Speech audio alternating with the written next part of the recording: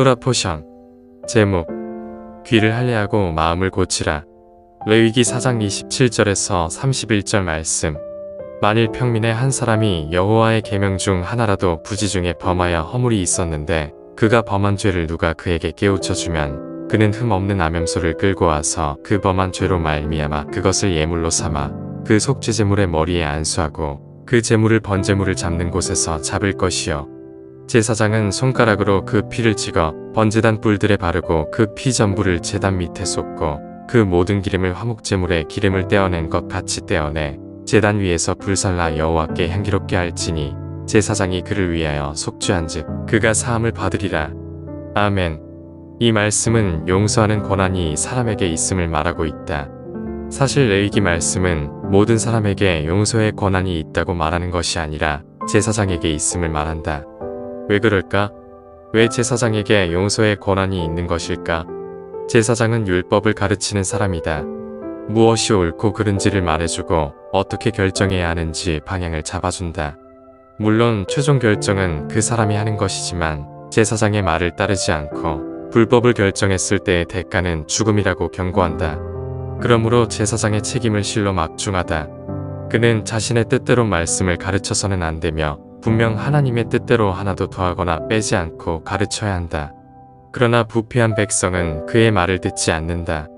이미 세상에는 거짓 선지자도 많고 타락한 제사장도 많으니 그들이 듣고자 하는 말을 해주는 제사장과 선지자를 따라가면 된다.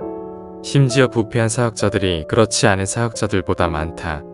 그러니 자신의 말에 동의해주고 옳다고 말해줄 주의 종들은 많다.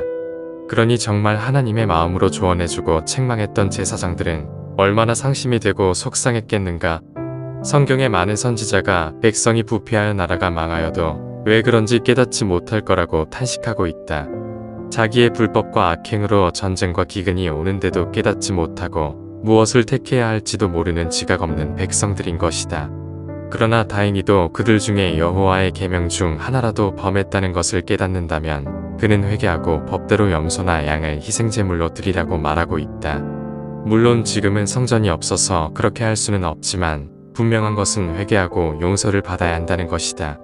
모르고 범한 죄일지라도 말이다. 이때 제사장이 그를 도와 희생제물의 피를 찍어 번제단 뿔들에 바르고 피 전부를 제단 밑에 쏟는다. 그리고 제단 위에 불사르고 그를 위해 속죄한다. 그러면 그는 사함을 받는다. 이것은 그가 범한 죄가 죽을 죄였음을 인정하는 것이고 진정한 회개가 있을 때 받아들여지는 속죄 예물이다. 여호와께서 제사장에게 속죄할 권한을 주신 이유가 무엇일까? 제사장은 죄가 무엇인지 누구보다 잘 알고 있고 죄로 인해 가장 가슴 아파하던 사람일 것이다. 즉 하나님의 마음을 알고 이해하고 그 마음에 가장 가까운 자일 것이다. 만약 어떤 사람이 죄악 중에 있으면서 스스로를 거룩하다 하고 진리를 모욕한다면 제사장의 마음은 어떠할까? 그것이 나라의 안위를 위협하고 망하게 하는 죄악이라면 그럼에도 담대하게 죄를 짓고 이웃까지도 선동한다면 어떤 기분일까? 그래도 백성이 자신의 죄를 뉘우치고 돌이키면 용서하라고 하시는 것이다. 사실 아무리 죄악이 크더라도 용서를 구하면 그나마 다행이다. 너무 늦기 전에 회개할 수 있는 것이야말로 정말 커다란 긍휼이다. 진실로 그 사람은 복을 받은 것이다. 여기서 감사할 것은 용서할 권한을 제사장에게 주셨다는 것이다. 이것은 생명에 대한 권한과 같다.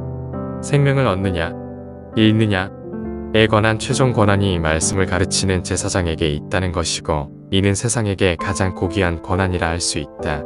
그래서 가톨릭은 교황이나 신부에게 죄를 사할 권한을 부여한 것이다. 교인이 만약 자기 죄를 고백하면 신부가 그것을 듣고 죄를 사하는 교리이다.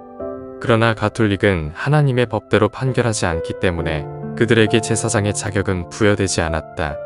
반드시 하나님의 법대로 율법과 계명대로 죄를 판결하고 용서해야 한다. 그래서 여호와께서 제사장에게 판단과 용서의 권한을 주신 것이다.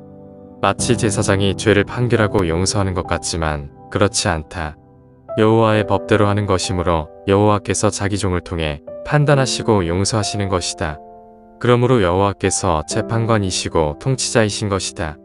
예수야께서 이 땅에서 왕으로 통치하실 때도 마찬가지이다.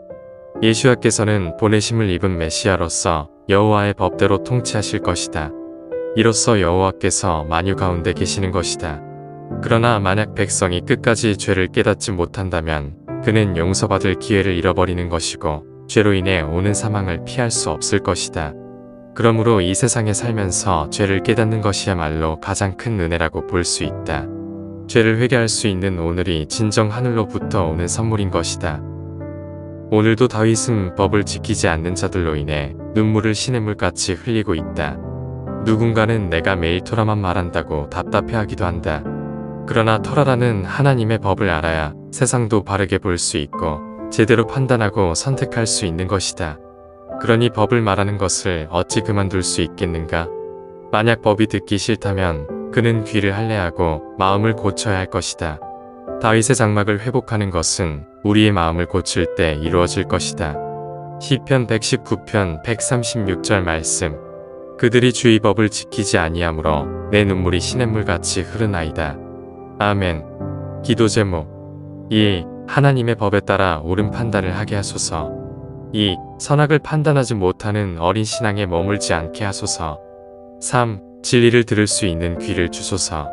4. 마음의 할례를 받아 계명의 말씀을 깨닫게 하소서. 5. 예수와의 제자로서 토라가 세상에 가득해지는 일에 헌신되게 하소서. 6. 죄악을 깨닫는 은혜가 있게 하소서. 7. 법을 가르치는 종들이 많이 일어나게 하소서. 아멘. 할렐루야.